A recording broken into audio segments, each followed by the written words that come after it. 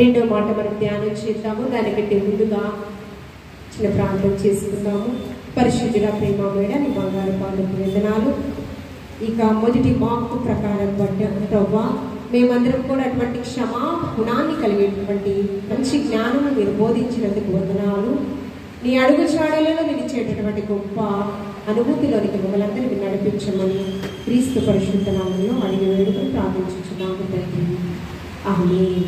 పాట పాడుచు ప్రభువుని నమ్ముకుందాము. ఎవరు బిడ్డలు ముందుకు వస్తారు? అపరాధిని యేసయ్యా కృప చూపి బ్రోమయ్యా నెపమెంచకయే నీ కృపలో నెపమెంచకయే నీ కృపలో అపరాధములను క్షమించు అపరాధములను క్షమించు అపరాధిని యేసయ్యా కృప చూపి బ్రోమయ్యా సిలువకు నిన్ను నేగొట్టితిని తొలువాలతో వేరితిని సిలువకు నిన్ను నేగొట్టితిని తొలువాలతో చేరితిని కలుషములను మోపితిని కలుషములను మోపితిని దోషుండ నేను ప్రభువా దోషుండ నేను ప్రభువా అపరాధిని యేసయ్యా కృప చూపి బ్రోమయ్యా రక్తాలు వల్లెపు పోటు రక్కున పొడిచితినేనే రక్తాల వల్లెపు పోటు రక్కున పొడిచితినేనే మిక్కిలి బాధించితిని మిక్కిలి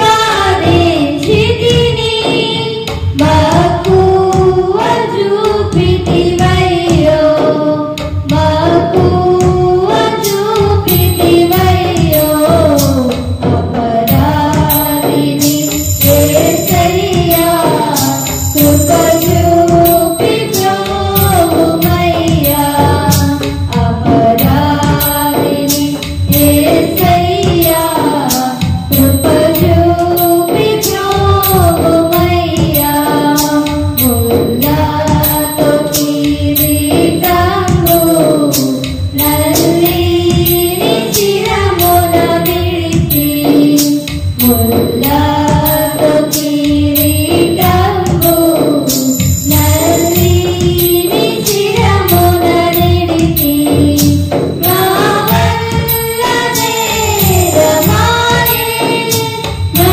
వల్ల నేరమాయే చల్లాని దయగల తండ్రి చల్లాని దయగల తండ్రి అపరాధిని యేసయ్యా కృప చూపి బ్రోమయ్యా అపరాధిని యేసయ్యా కృప చూపి బ్రోమయ్యా హల్లెలూయా. యేసుక్రీస్తు ప్రభువారు సిలువలో కలిగినటువంటి అక్షయమైన రెండో వాక్యం మనం ధ్యానం చేద్దాము. వాక్యం చదివి వినిపించవలసిందిగా కుమారుడు మనోహర్ ముందుకు వస్తాడు. లూకా సువార్త 23వ అధ్యాయము లూకా సువార్త 23వ అధ్యాయము 43వ వచనం. లూకా సువార్త 23వ అధ్యాయము 43వ వచనం. అందుకు ఆయన వానితో, నేడు నీవు నాతో కూడా పరదేశంలో ఉందో అని నిశ్చయముగా నీతో చెప్తున్నాను. దేవుడి దీని పరిశుద్ధ వాక్యం మన విప్పుల్లో ఆస్వాదించిన కాక. శైలి గారు ముందుకు వస్తారు. రెండవ వాక్కు.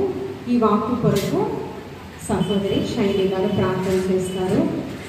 తండ్రి, నీ రాజ్యంలోకి పోయినప్పుడు నన్ను జ్ఞాపకం చేసుకో ప్రభువా అని ఆ 20 దొంగల మధ్య ఒక దొంగ పశ్చాత్తాపంతో అడుగుచున్నాడు. అతని గురించి మనం కూడా అటువంటి పశ్చాత్తాపం కలిగి లోకంలో జీవించాలని ప్రార్థన చేద్దాం. మా పాప విమోచన కొరకున్నా మా పాప విమోచన కొరకు బలైన వాడ యస్సురాజానికి వందనాలు. స్తోత్రం యస్సురాజానికి వేసే గురిగా బ్రహ్మలో కూడుకునేందుకు మాకు ఇచ్చిన అవకాశమును బట్టి లెక్కలు నేను వందనాలు వేసే స్తోత్రం రాజా. స్తోత్రం స్తోత్రం స్తోత్రం వేసే మా కొరకు మా పాపముల నిమిత్తములు బలి కదా వేసే. ఇదిగో నీ రెండో మాట మలుపులో ఉండాలి. రెండో మాట చెప్పుకున్నప్పుడు అది మా వినట మటుకే కాకుండా అది మాకు మా జీవితంలో కూడా మేము ఇలాంటి మంచి మనస్సును కలిగి ఉండేటప్పుడు సహాయం చేయండి ఏసయ్య. ఇప్పటి వరకు మొదటి మాట విన్నాం ఏసయ్య. క్షమాపణ గుణం అనేది గుణమును మాకు మా అందరికీ కలుగజేసి క్షమించేటువంటి మంచి మనస్సును మాకు దయచేయండి ఏసయ్య. మీకేమన్నా ఏసయ్య. స్తోత్రం రాజా. ఇదిగో ఏసయ్య. ఈ రెండో మాట చెప్తున్నప్పుడు పాస్టర్ గారి ద్వారా మీరు మాట్లాడి మా జీవితాలలో ఇంకను ఏమి మార్చుకోవాలి, ఇంకను ఎలా బలపడాలో మీరు మాతో మాట్లాడి ఇంకను మరింత బలముగా వాడుకునేందుకు మరింత బలపడేటకు సహాయం చేయండి ఏసయ్య. ఆత్మీయంగా ఇంకను బలపరచమని యేసుక్రీస్తు నామములో ఈ ప్రార్థన అర్పిస్తున్నాం పరమ తండ్రి. ఆమేన్. ఆమేన్. సువార్త 23వ అధ్యాయము 42వ వచనము. ఆయన చూచి యేసు, నీవు నీ రాజ్యంలోకి వచ్చినప్పుడు నన్ను జ్ఞాపకము చేసుకొనవలెను. అందుకు ఆయన వానితో, నేడు నీవు నాతో కూడా పరదేశిలో ఉండవని నిశ్చయముగా నీతో చెప్పుచున్నాను. నాలో పాపం ఉన్నదని ఎవరు స్థాపించగలరు? పాపం ఎరిగినటువంటి యేసుక్రీస్తు ప్రభువాన్ని ఎంతగా అవమానపరిచారంటే 20 దొంగల మధ్య యేసుక్రీస్తు ప్రభువాన్ని సిలువకు వేలాడదీశారు. ఇక్కడ ఉన్నటువంటి వారందరూ కూడా యవన బిడ్డలు. పేరెంట్స్ మీరు ఏమైనా తప్పు చేస్తే వారు మందలించే ప్రక్రియలో నీ తోటి స్నేహితుల్ని చూసి నువ్వు నేర్చుకోరంటే ఎలా అంటారు?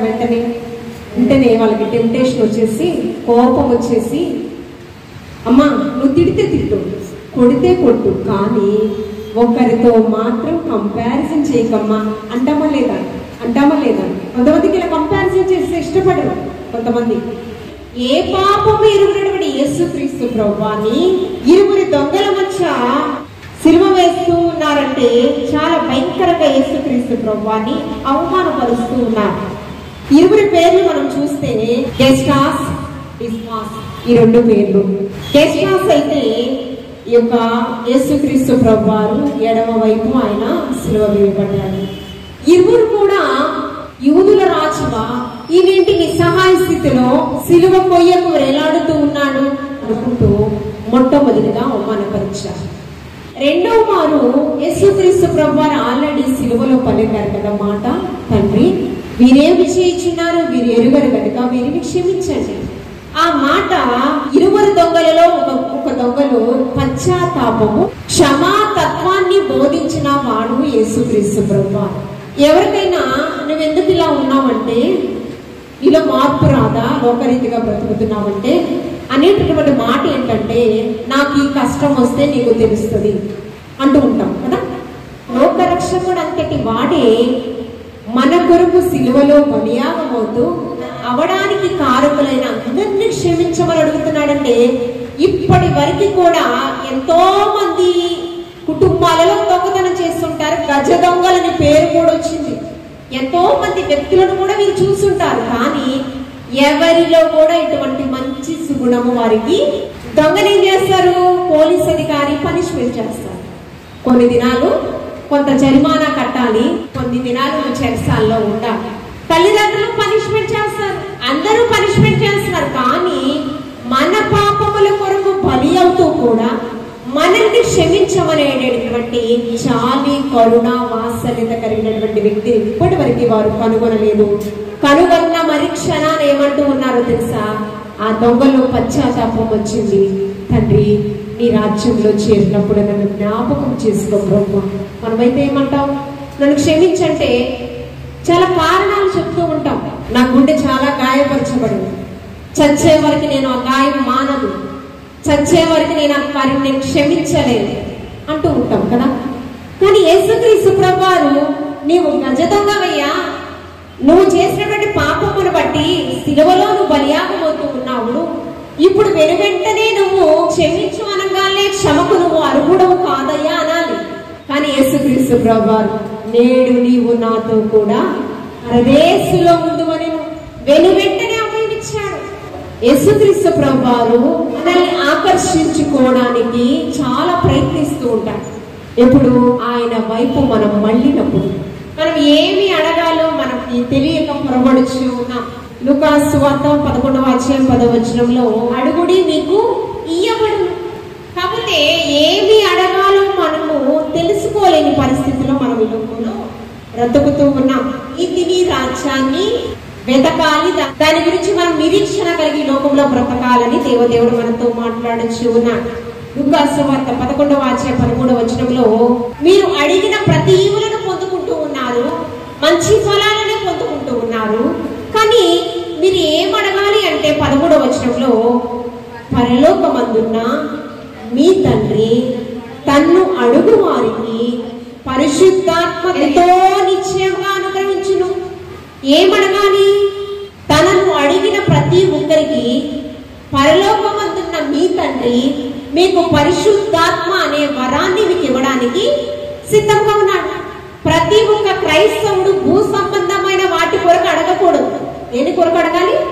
పరలోక సంబంధమైన ఈవుల కొరకు అడగాలి. యవ్వన కుమారుడు, మీరు పరలోక రాజ్య పౌరులు, మీరు పరలోక రాజ్య పౌరులు, మీరు దేన్ని అడగాలి? పరలోక రాజ్యాన్ని చేరేటటువంటి గొప్ప వరము నాకు ఇయ్యయ్యా అని అడగాలి. అనేకులను పరలోక రాజ్యానికి చేర్చేటటువంటి తలాంతులు నాకు ఇవ్వయ్యా అని అడగాలి. మనం ఏమడుగుతాము? ఏం తిందుమా, ఏమి త్రాగుదమా, ఏమి సమకూర్చుకుందుమా అని యోచన చేస్తూ ఉంటాం. ఒక మాను పొట్టి చెక్కయ్య యేసుక్రీస్తును చూడాలని ఆశ కలిగాడు. ఏంటి? యేసుక్రీస్తు ప్రభువుని వెతకాలి, కనుగొనాలి. కనుగొనుటకు చెక్కయ్య ఆశపడ్డాడు. ఆ ఎరుకో పట్టణంలో సుంకకు గుప్తదారుడైనటువంటి ధనవంతుడైనటువంటి చెక్కయ్య యేసుక్రీస్తు ప్రభువారు అటువైపు వస్తూ ఉన్నాడని తెలుసుకుని ఆయనను చూడాలని ఆశ కలిగి మనుషులను తప్పించుకుంటూ వెళ్లే ప్రయత్నం చేశాడు. కానీ కనిపించలా. మళ్ళా ఏం చేశాడు? మేడి చెట్టు ఎక్కాడంట. మేడి చెట్టు చూస్తే ఎలా ఉంటది?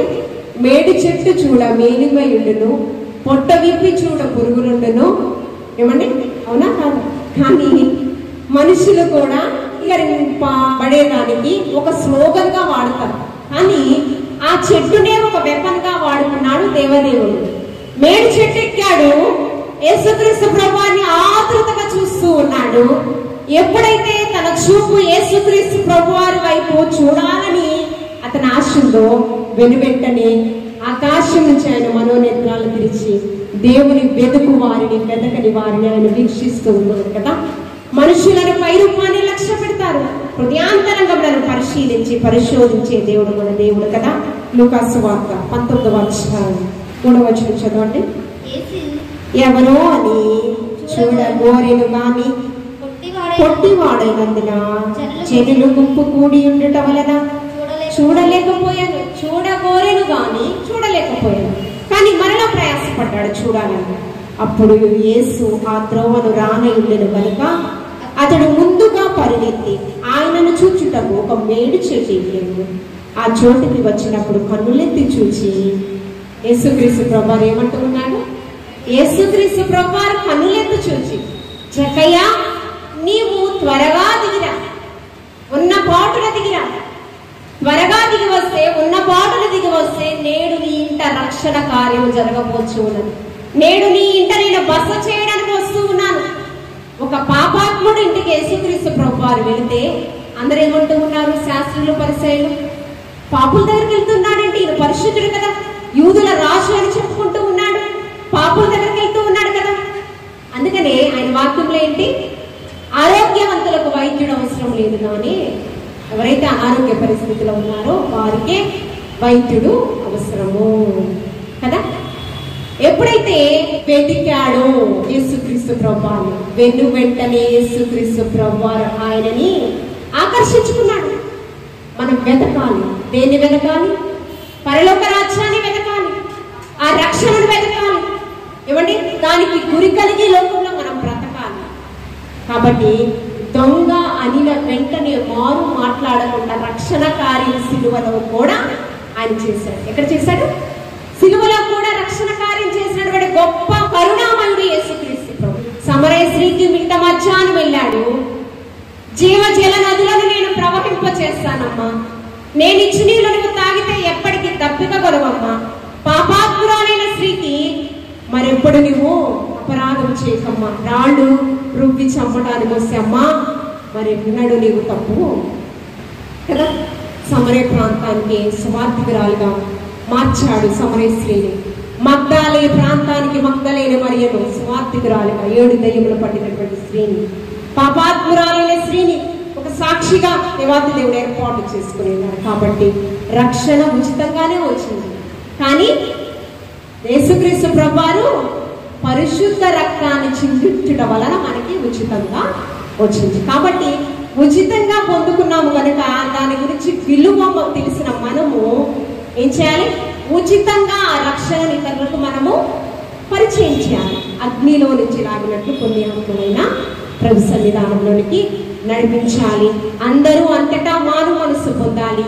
ఏ ఒక్క ఆత్మ నశించుట ఆయనకి ఇష్టం లేదు. 2వ వాక్కు ప్రకారం నేడు కూడా మనందరికీ కూడా ఆ పరలోక రాజ్య పౌరులుగా మనం అందరం కూడా చేర్చబడదు కాక. ఆమె చెప్దామా? ఆమె చెప్తాం. ఆమె